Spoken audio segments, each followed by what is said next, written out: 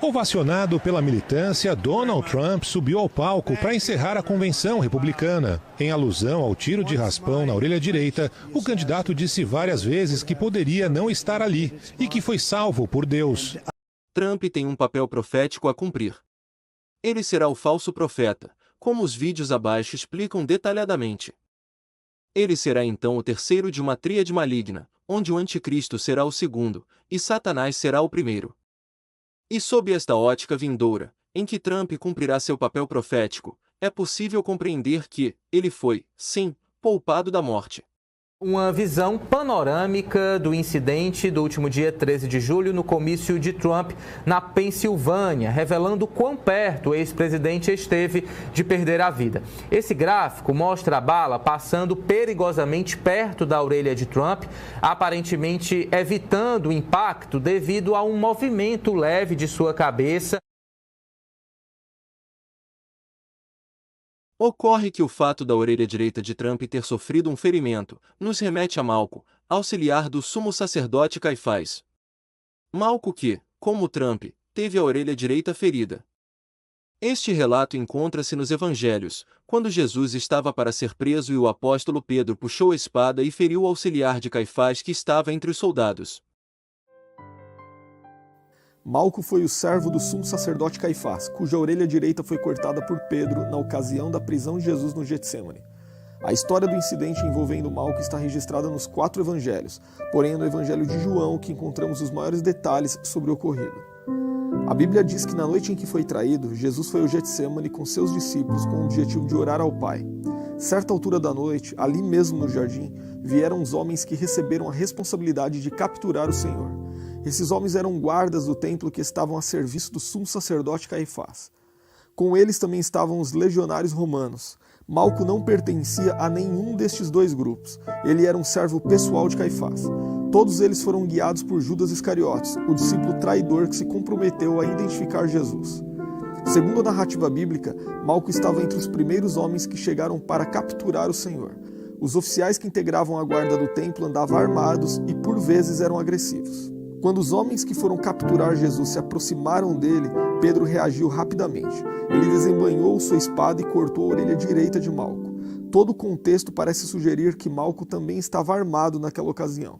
A espada utilizada por Pedro certamente era uma das 2 espadas que os discípulos carregavam naquela noite. Apesar de esse episódio ter sido registrado nos 4 evangelhos, apenas João informa que o nome do servo do sumo sacerdote que teve sua orelha decepada era Malco.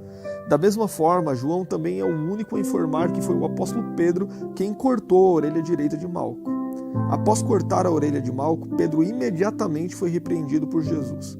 Em primeiro lugar, Jesus lhe avisou que todos aqueles que lançam mão da espada, a espada morrerão. Em segundo lugar, Jesus lhe disse que se fosse para alguém defendê-lo, ele teria orado ao Pai para que ele enviasse mais de 12 legiões de anjos. Em terceiro lugar, Jesus deixou claro que era a vontade do Pai que ele sofresse, conforme havia sido revelado nas Escrituras. Mesmo em meio a todo aquele tumulto, Jesus tocou a orelha de Malco e o curou.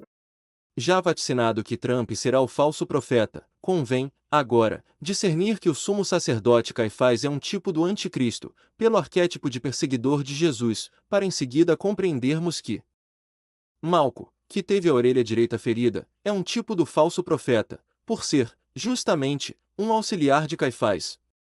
E assim, Caifás está para o anticristo, como Malco está para Trump.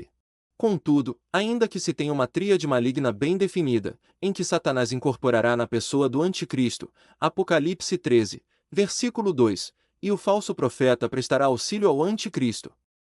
Apocalipse 13, versículo 12, assim como Malco prestou auxílio a Caifás, João 18, versículo 10, não podemos ignorar uma provável orquestra do engano, como na guerra Ucrânia versus Rússia.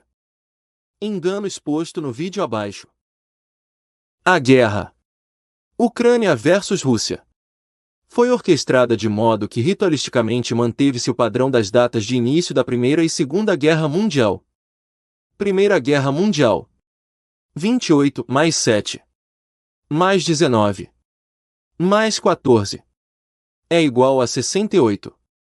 Segunda Guerra Mundial 1 mais 9 mais 19 mais 39 é igual a 68. Guerra Ucrânia versus Rússia. 24 mais 2 mais 20 mais 22 é igual a 68.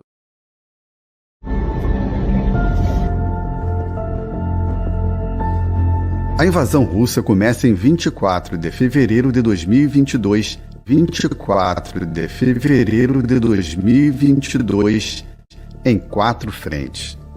Dezenas de cidades são bombardeadas. E como testificação bíblica deste aparente confronto? Ucrânia versus Rússia. Temos o aparente confronto, carneiro versus bode, em Daniel 8. Que o engrandecimento dos animais denuncia o caráter maléfico de ambos.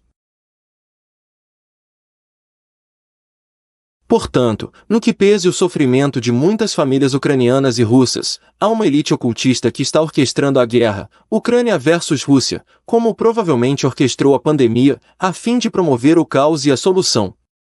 Isto é, o estabelecimento de uma nova ordem mundial e o surgimento de um líder mundial. Então, queridos, isso que você está vendo acontecer com Trump nos Estados Unidos é um antes e depois na história americana. E sendo um antes e depois na história americana, é um antes e depois para o mundo também.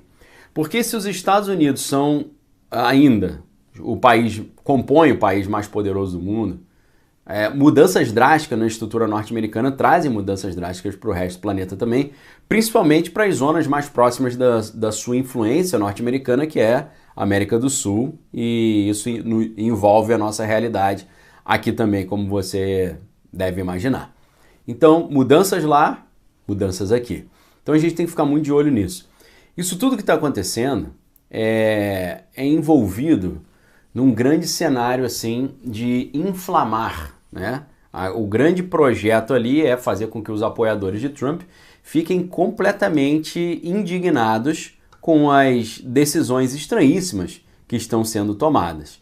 E esse é o objetivo final, fazer com que as pessoas fujam da razoabilidade, percam a razão, fiquem completamente ensandecidas, e isso gere ali o caldeirão que eles querem para, em cima do caos, mudar a ordem. Assim como nós vimos ser anunciado pelo filme O Mundo Depois de Nós, produzido pelo casal Obama, e assim como a gente viu no filme Civil War, né? Aquele filme que saiu recentemente aqui no Brasil. É exatamente isso que está sendo colocado. Eles querem ver os dois times ali brigando. Só que a gente sabe hoje em dia que, muitas vezes, o mesmo grupo patrocina os dois times. Assim como em muitos conflitos internacionais, o mesmo grupo patrocinava os dois lados, porque independente de quem vencesse, ele ganharia. Quando você olha, por exemplo, o apoio que os grandes investidores dão para aqueles que estão disputando pela Casa Branca, você vai ver que os mesmos conglomerados, empresas e grupos e pessoas patrocinam os dois lados. Neste sentido, a orientação deixada em Apocalipse 13, versículo 10, é que na grande tribulação tenhamos paciência e fé. Que esclarecidos, conhecendo as profecias, não venhamos a cometer os erros de Malco e de Pedro. Se alguém leva em cativeiro irá, se alguém matar a espada, necessário é que a espada seja morto. Aqui está a paciência e a fé dos santos. Apocalipse 13, versículo 10. Hoje a humanidade ela foca no que é obviamente mal, que é claramente mal. Coisas que todo mundo olha e fala, isso aqui não é justo, isso aqui não é certo, né? É aquele mal explícito, flagrante, né? Descarado. E aí as pessoas se sentem justas, poderosas, inocentes e negligenciam que a verdadeira batalha não é contra um sistema geopolítico, não é contra um conflito cultural, é uma batalha espiritual. E essa é a verdadeira batalha para a qual os verdadeiros cristãos são chamados, lutando diariamente contra a nossa própria carne, freando as nossas vontades de fazer coisas erradas, né? Isso exige uma transformação individual. Então, a batalha cultural geopolítica é uma fachada de uma versão falsa da verdadeira batalha espiritual. A verdadeira batalha espiritual acaba não recebendo esse tipo de atenção, né, de interesse que a falsificada recebe.